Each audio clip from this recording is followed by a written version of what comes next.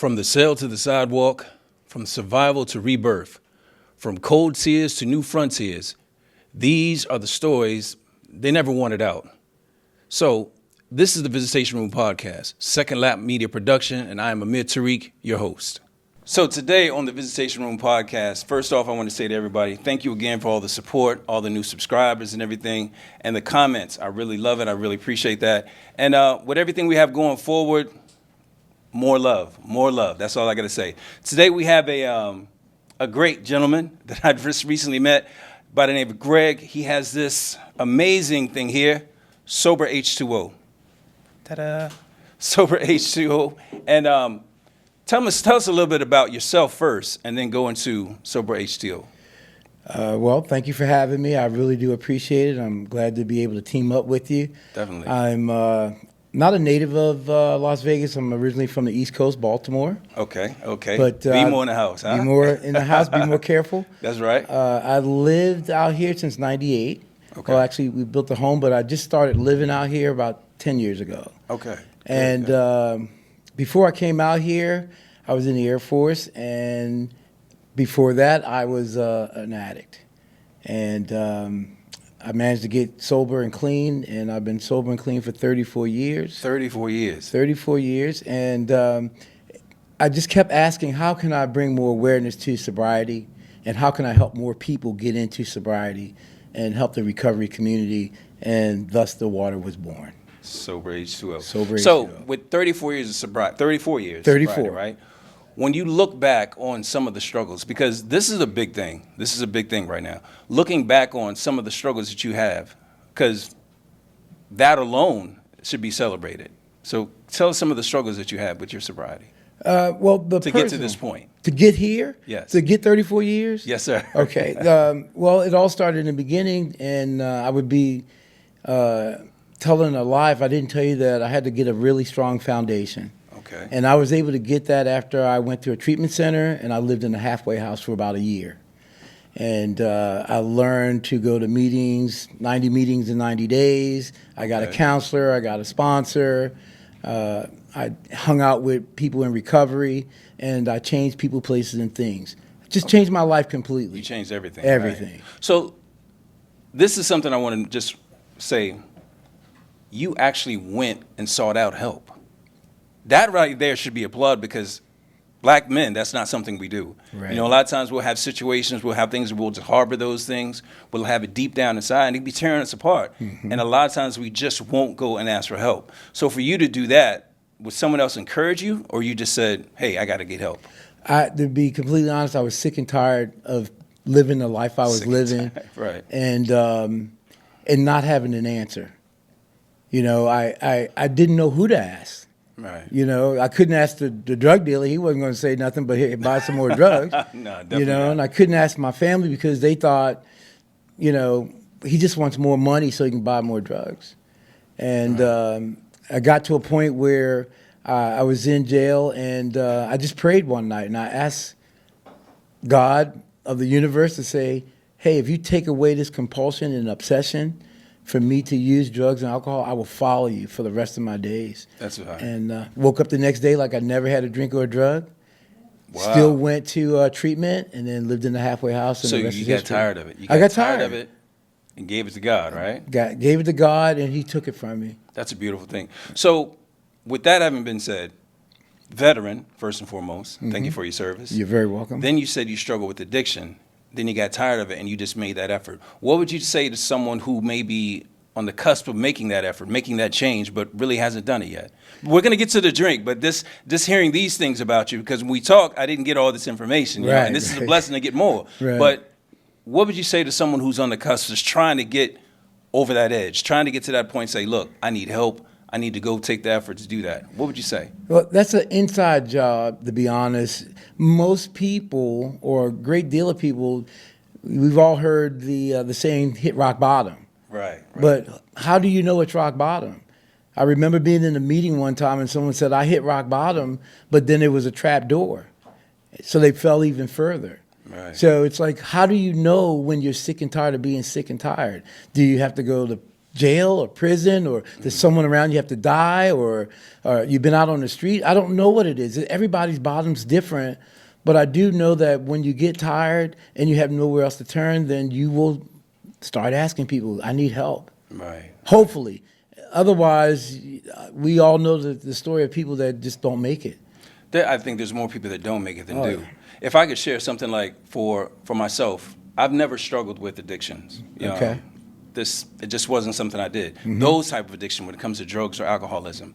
But a friend of mine had explained to me that I was on the other end of substance abuse. You know what I'm saying? And he was saying that basically, okay, you were addicted to the limelight, you were addicted to the drug sales, you were addicted to the women, the money, and all that type of stuff. You were addicted to those things, so you were on the other end of substance abuse. And so I guess I could say I've been sober for about 20 plus years myself. But when I look at it, for me, the change, because I'm talking about that moment you said you retired. I was at Southampton. I was on lockdown. Okay. Southampton is a Virginia prison. I was on lockdown at Southampton. And, the institution was on lockdown. And my cellmate, he'd been getting high for, oh my goodness, 20, 30 years. Most of his life he'd been getting high. And only time you can get out during lockdown is if there was a program of some sort. And he was going to these NA programs. And he was like, man, come to the NA. I said, man, I don't get high. You know, junkie, I'm not going. You know what I mean? Right. But one day, it was like a 2-week lockdown or something. Somebody got stabbed. So I don't know I can't remember what the incident was. But I ended up going to the meeting with him. And when I was at this meeting, him and other people were talking about some of the things that they had done, you know, to get the drugs, selling themselves, their property, wedding rings, letting the girlfriends do certain things. And I just thought to myself, I've never seen this side of the chaos or the destruction that I was doing in selling drugs. Right, so like when the gentleman said on the other end of substance abuse, that right there, I said to myself, yeah, I'm out. I'm tired. I'm not going to do that, because you got to think these are communities and people and families that you were destroying doing that. So that was my moment. But I'm thankful that you shared that with us. So coming to Sober H2O, right? You had that talk with the Most High. You got to the point where you're like, I'm done.